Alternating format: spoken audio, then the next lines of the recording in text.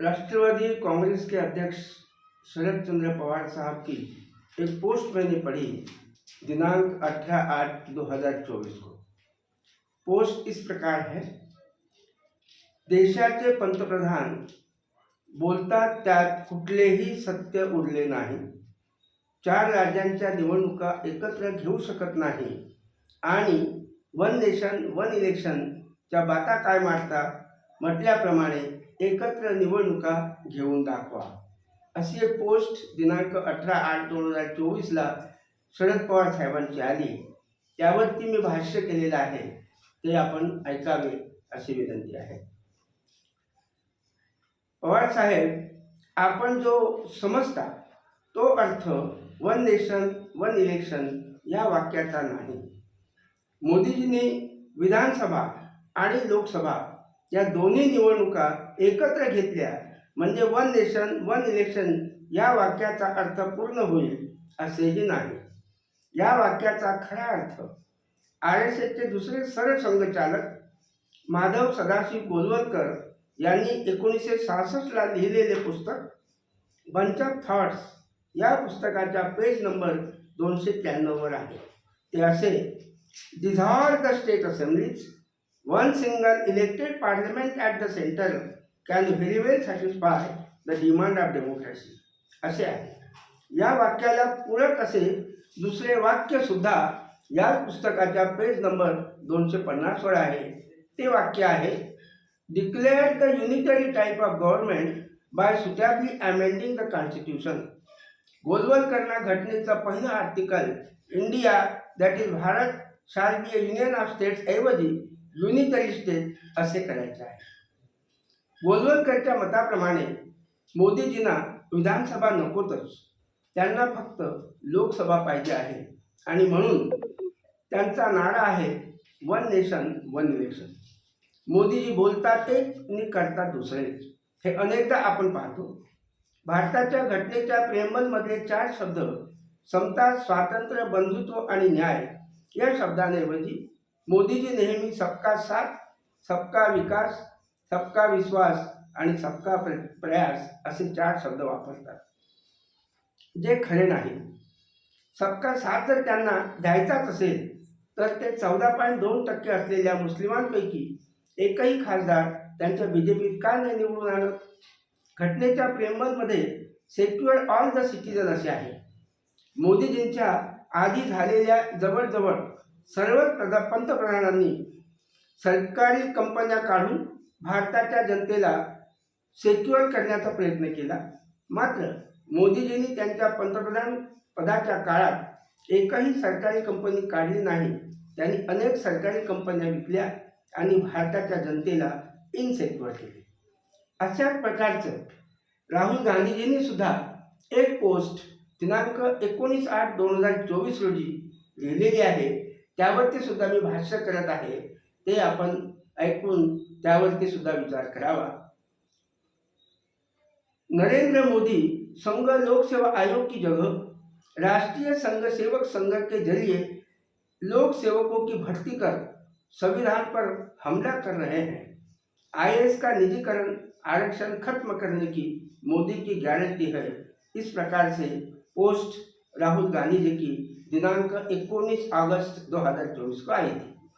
उसके ऊपर जो मैंने भाष्य किया है वो इस प्रकार है, साहब आपने कहा IAS का निजीकरण आरक्षण खत्म करने की मोदी की गारंटी है, यह सच है। Second RSS chief Madhav Sadasiv Golwalkar has written a book entitled Bunch of Thoughts in 1966. In this book on page number 357, he has written a sentence, the privileges should be based on economic condition of the people, that will ease out matters and hard burdening among others, that so-called only hooligans are enjoying privileges will also be removed.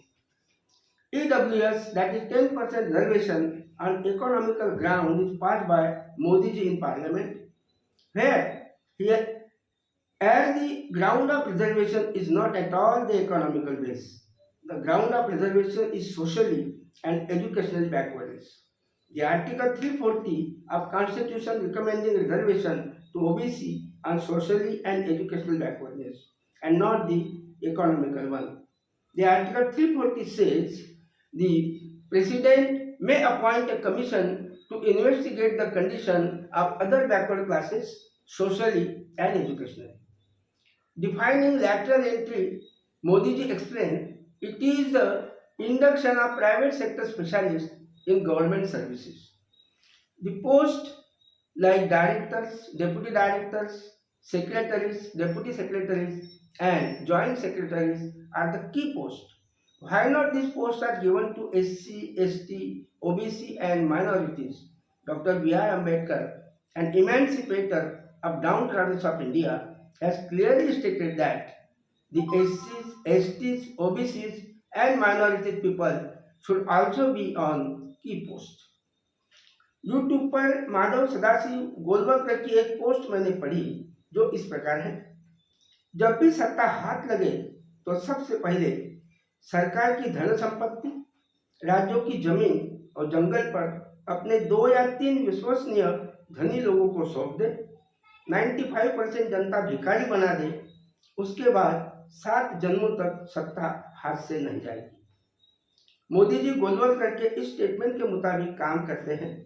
राष्ट्र की संपत्ति यानी public sector units को बेचते हैं, राज्यों की जमीन और जंगल 2 पूंजीपतियों को उनका कारोबार बढ़ाने के लिए देते हैं और 80 करोड़ लोगों को रोजगार देने के बजाय 5 किलो अनाज देकर मोदी जी उन्हें भिखारी बना रहे हैं। अगर मैं गलत नहीं हूं तो सबसे ज़्यादा पब्लिक सेक्टर यूनिट यानी सरकारी कंपनियां इंदिरा जी ने निकाली। इंदिरा जी ने 66 सरकारी कंपनियां निकाली।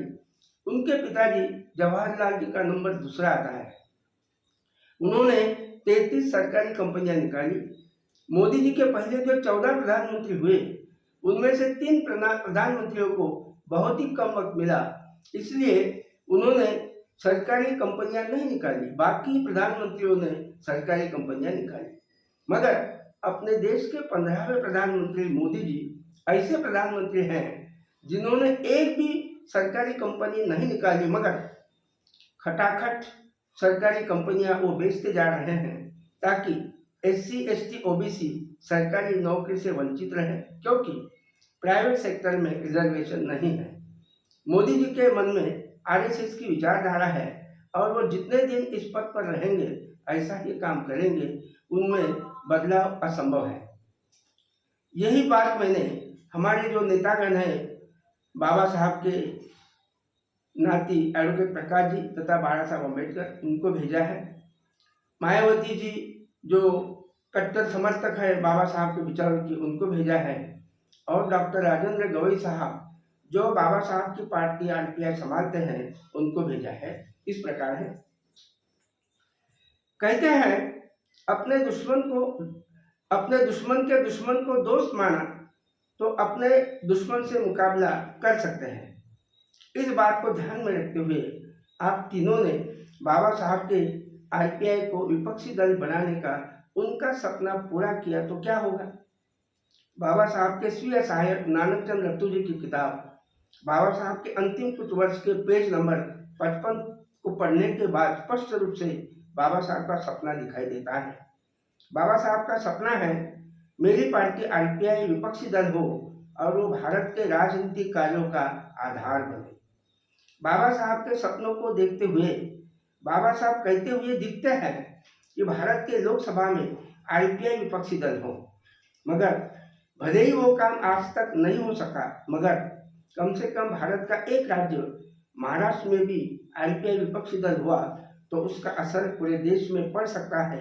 2029 तक जितने राज्यों में विधानसभा का इलेक्शन हो रहा है, उतने राज्यों में अगर RPI विपक्षी दल हुआ तो 2029 के लोकसभा में बाबा साहब का RPI लोकसभा में भी विपक्षी दल हो सकता है।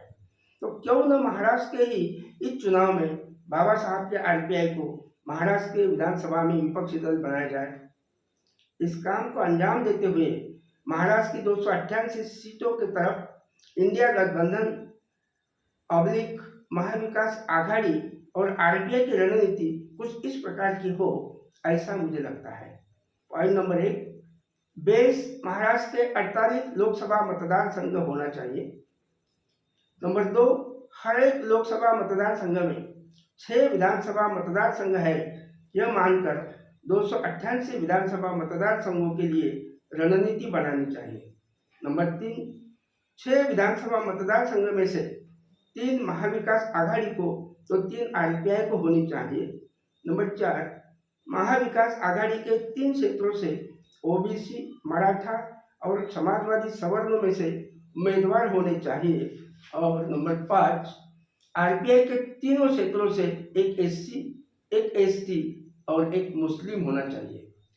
इस तरह एससी के 17%, एसटी के 9%, माइनॉरिटीज के 19% और ओबीसी के 52%, ऐसे कुल 97% समाजवादी और अम्बेडकरवादियों ने 3% मनुवादियों का मुकाबला करना चाहिए। अगर ऐसा होता है तो 2-3 महीने के अंदर होने वाली महाराष्ट्र विधानसभा में मनुवादियों का सुपड़ा साफ होकर आरपीआई विपक्षी दल तो महाविकास आघाड़ी सत्ता पक्ष हो सकती है। आज तक बाबा साहब का आरपीआई विपक्षी दल क्यों नहीं हो सका, इसका कारण मुझे स्पष्ट रूप से दिखता है। आप तीनों बाबा साहब का कहना नहीं मानते, इसलिए। आखिर बाबा साहब का कहना क्या है? बाबा साहब ने अपना कहना दिनांक 30 सितंबर 1956 को उनकी पार्टी के कार्यकारिणी में प्रमुखता से 3 प्रस्ताव पारित कर रखा है। उनमें से एक प्रस्ताव था, जेथे जेथे शक्य आहे तेथे तेथे समविचारी पक्षाबरोबर त्या त्या प्रदेशात हात मिळवणी करून समविचारी मतदारांची ताकत संघटित करने। ये स्टेटमेंट लिखा है रिपब्लिकन झंझावात, जिसके लेखक है मामा एवले। पेज नंबर इस किताब का है 69। मायावती जी 2014 में और 2024 में भी किसी से गठबंधन न कर अपने दम पर लड़ी। करोड़ों वोट मिले, मगर एक भी सांसद चुनकर नहीं आए। बाला साहब 2019 और 2024 में भी किसी से गठबंधन न कर अपने दम पर लड़े। लाखों वोट मिले, मगर एक भी सांसद नहीं। डॉक्टर राजेंद्र गवई जी 2006 से बाबा साहब के पार्टी के राष्ट्रीय सचिव हैं। जब जब आरपीआई शब्द आता है, तब तब इस शब्द के साथ आरपीआई को विपक्षी दल बनाना है, यह शब्द जुड़ जाते हैं। जब आरपीआई को विपक्षी दल बनाने की बात आती है, तब 10% सांसद हो या 10% आमदार हो, चुनकर आने चाहिए। मतलब लोकसभा में 54 सांसद तो भारत के किसी भी राज्य में उस राज्य के संख्या के अनुमान से 10% आमदार चुनकर लाने होते हैं। 2006 से 2024 तक 4 लोकसभाएं हुई और कई राज्यों में विधानसभा में हुई, मगर किसी भी लोकसभा में या विधानसभा में इस तरह का ध्यान गवई साहब ने और आरपीआई के राष्ट्रीय अध्यक्ष एस राजेंद्र जी ने रखा, ऐसा दिखाई नहीं देता। कोई बात नहीं, आज तक नहीं हुआ तो क्या हुआ, 2024 में तो कर सकते हैं। अगर गवई साहब के पिताजी ने जो काम 1998 में किया था, वो काम अभी गवई साहब ने, डॉक्टर राजेंद्र गवई साहब ने किया, तो गवई साहब के पिताजी ने 1998 में 10 मान्यवरों का आरपीआई अध्यक्षीय मंडल बनाया था। कांग्रेस से गठबंधन कर सिर्फ 4 उम्मीदवार खड़े किए थे, चारों के चारों चुनकर आए और बाबा साहब के आरपीआई का रिजल्ट 100% लगा था। क्या गवई साहब बाला साहब और मायावती जी के साथ आरपीआई अध्यक्षीय मंडल नहीं बना सकते? अगर आरपीआई अध्यक्षीय मंडल बाला साहब और मायावती जी के साथ गवई साहब ने बनाया, तो महाविकास आघाड़ी भी इस वक्त मैंने सुझाए हुए 5 पॉइंट पर विचार कर सकती है, जिससे बीजेपी को महाराष्ट्र से हद्दपार कर महाविकास आघाड़ी को मुख्यमंत्री, तो बाबा साहब के सपने के मुताबिक आरपीआई को विपक्षी दल आप तीनों बना सकते हो। कोशिश कीजिए। ये खत मैंने लिख दिया है 29/8 को, जिसकी कॉपी भेज दिया मैंने श्री रामराजे आत्राम, जो आदिवासी विचारवंत लातूर के रहने वाले हैं, और प्राध्यापक जावेद पाशा कुरैशी, माइनॉरिटी विचारवंत, जो नागपुर के रहने वाले हैं। धन्यवाद। जय भीम।